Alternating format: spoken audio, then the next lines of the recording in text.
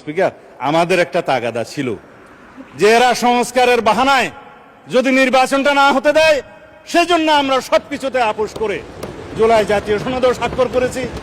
আমরা একত্রিত হয়েছি, সমঝোতা হয়েছে। মুখোশের পিছনে এদের হচ্ছে এই আসল চেহারা। মাননীয় প্রধানমন্ত্রী জনাব তারেক রহমান একটি কথা বলেছেন যে এই চেয়ার খুবই উত্তপ্ত। কারণ কি জানেন? উনি লন্ডন থেকে দেখে গেছেন যে এখানকার মানুষ রাজনীতি করে দেশের জন্য, দেশের মানুষের জন্য, আর বাংলাদেশের মানুষ রাজনীতি করে চেয়ারের জন্য, তাদের নিজের স্বার্থ হাসিলের জন্য। এই চেয়ার উত্তপ্ত হওয়ার আরো একটি কারণ আছে, সেটা হচ্ছে যে এই চেয়ারে কিন্তু উনি নিজের ইচ্ছায় বসেননি। দাদাবাবুদের ইশারায় সালাউদ্দিন আহমেদের সংবিধান অনুযায়ী এই চেয়ারে বসেছেন। এই শিলং সংবিধানকে মাথায় নিয়ে নাচতেছেন।